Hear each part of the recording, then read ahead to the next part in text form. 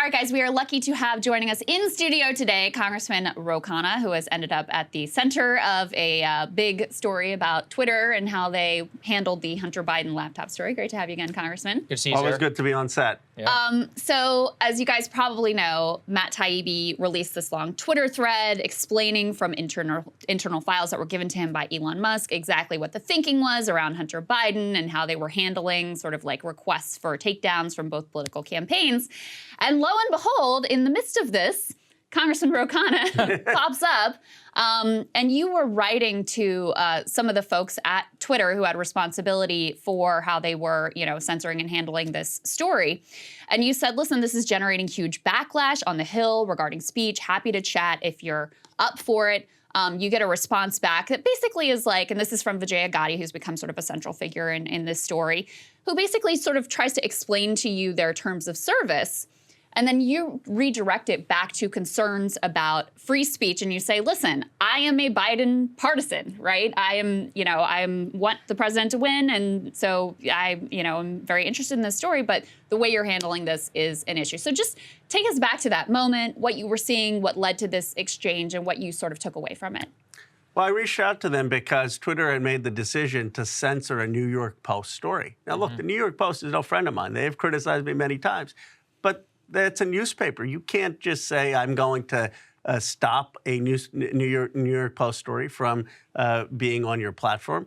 Technically, even though Twitter is a private actor, they're effectively a public square. They're effectively the responsible for public discourse. So I said they should be guided by First Amendment principles. They shouldn't be censoring this New York Post story. It's one thing if they don't want to have personal photographs of Hunter Biden. I think is off limits. But if there's a critical article, that's the First Amendment. That's New York Times versus Sullivan. And I made the case that they were making a mistake. Yeah, it's interesting, reading the direct quote. If there was a hack of classified information or other information that exposed a serious war crime and the NYT was to publish it, the New York Times should have that right. A journalist should not be held accountable for the illegal actions of the source unless they are actively aided the hack. Now, in terms of the back and forth that you got in with Twitter, what did you make of it at the time, being at the center of this maelstrom?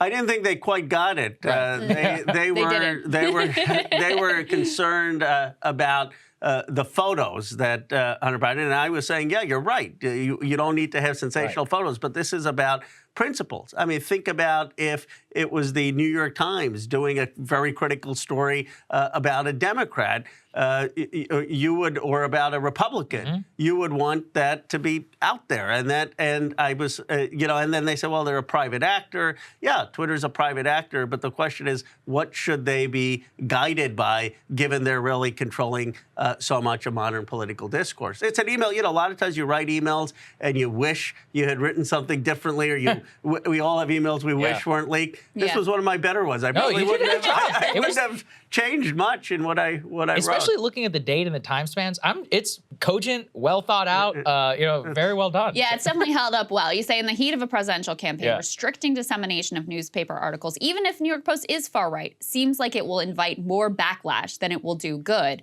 I think that also ended up being incredibly prescient because ultimately that has meant that the Hunter Biden laptop story will never die, because this moment ended up being so important because it really did demonstrate how significant these social media companies were, how much their decision-making could impact, not just this one story, but they took extreme actions here. They were censoring it to the point of if you even DM'd it, you weren't allowed to do that. They were taking down any accounts that shared it. There were prominent journalists, the White House press secretary who had her account banned as well.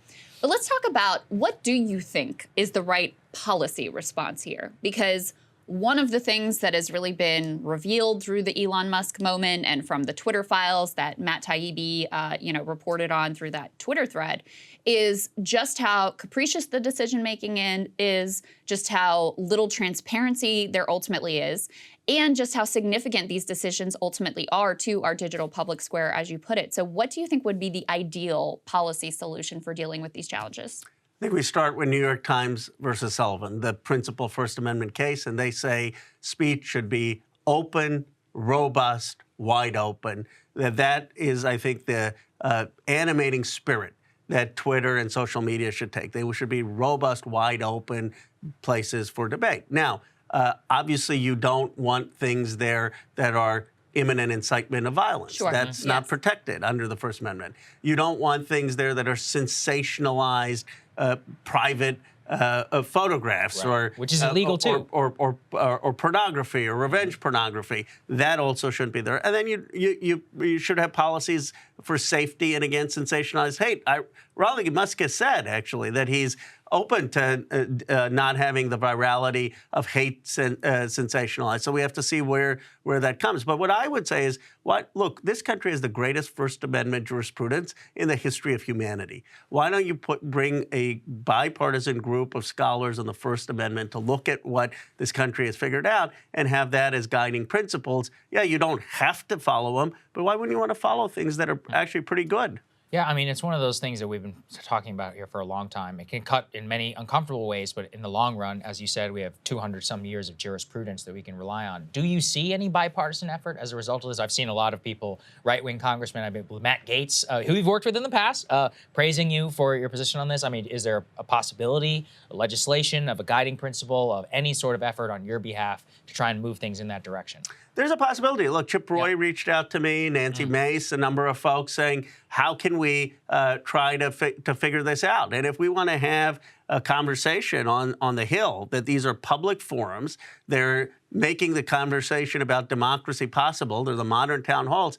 You're not going to heal this country if you're telling people you disagree with, just don't speak. Right. I mean, that's not a recipe for figuring out common ground. So I never thought defending free speech was somehow not. It's the ultimate liberal position. It's the liberal democratic principle that we ought to be respecting people's right to have an opinion. And I think we can come to some common ground on this. Good.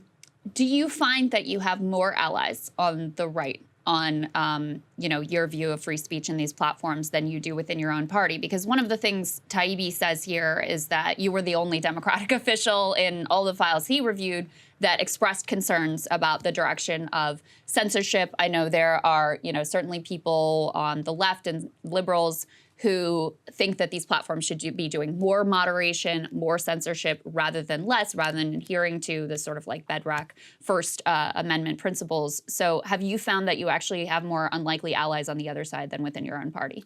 I think there are people on both sides who understand the importance of free speech. I mean, I had some Democrats reach out to me as well, saying, look, these are important principles. If the shoe was on the other foot and there were critical articles about Donald Trump or DeSantis, we would want those to be in the public sphere. So I actually think this doesn't break down as much on partisan lines as much as it breaks down on how much do you believe in the First Amendment? How much do you believe that our politics should be about persuasion, should be about going on different platforms? There's a reason I come on Breaking Points, and you've in the past asked tough questions. There's a reason I go on Fox News. I fundamentally believe that dialogue with all folks makes us stronger, and that you shouldn't come in thinking you always have a monopoly on the truth. Yeah. You represent Silicon Valley in Congress. So what is the view from Silicon Valley and the tech industry about, potential more government involvement in how they run their platforms? Well, they're obviously skeptical of government involvement, but I think when you have basically new media companies, there have to be certain rules. And the basic rule should be, as I said, having as open, free, robust expression, so you don't have any one individual making decisions.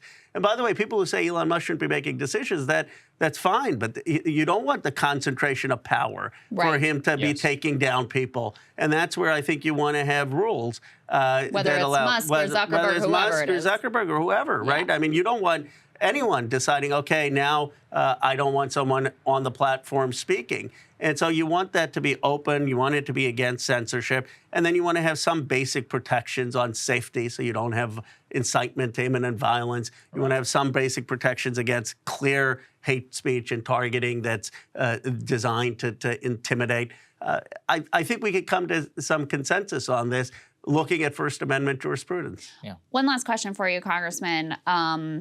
Did you have any insight at the time into how the Biden campaign team felt about Twitter's decision to use such a sort of, heavy-handed approach to censoring this article, because I think ultimately you're right, there was a total Streisand effect. I remember Sagar and I coming in the morning when the story first broke about this laptop, looking it over and saying, there's not a lot here, and then you've got all these like salacious photos too, which are totally irrelevant. We were gonna skip it entirely in terms of our coverage. And then when you had the censorship of Twitter in particular, and we learned after the fact other platforms too, then it actually became a much larger story. And obviously we're still talking about it today. So was there a concern among the Biden team that you might have that Streisand effect of drawing more attention to this article by trying to censor it so hard? I didn't have direct conversations with the Biden campaign, so I don't know. But I do think that it was a mistake strategically to censor it. I mean, what is people's anger against institutions, against even our party? It's that they don't feel heard. They feel ignored. They don't feel that we're representing them. And we want to earn back this trust. The worst possible thing you can do is say, stop talking. We don't want you to talk. We don't want to hear you. And so if we want as a Democratic Party to regain trust with people we've lost, the first thing we have to do is listen and be open to criticism. So I think this is the irony is this is not an original insight. This is the essence of liberalism. Yeah. This is the essence of how you have a strong democracy. And I hope the Democrats become the party that stands up against censorship of all kinds. Well, we hope so too. We hope any party will take that mantle, and we appreciate that. And as I said, I encourage people to go read the original email. Very well written, thought out. Actually lays out the core arguments on day one that happened. I'm glad that we had a chance to talk to you about it. Appreciate it. Congressman. I think you're going to need a new email address now. Though. Yeah. We'll see. So well, I had hundreds of I wouldn't emails. keep it. That's how I found out that something had leaked. And then I was just relieved it wasn't one of my worst ones. Yeah. There are emails all of us don't want to be out there. I'm sure that was a big sigh of relief. Fair enough. We always appreciate you taking the time, Congressman. Appreciate Great to it. see you. Appreciate it. We'll see you guys later. Hey guys, ready or not, 2024 is fully upon us now, and Sagar and I have been brainstorming ways that we can really up our game for this critical election. Yeah, we rely on our premium subs to expand our coverage, to add staff, to upgrade the studio. We just want to give you the best independent coverage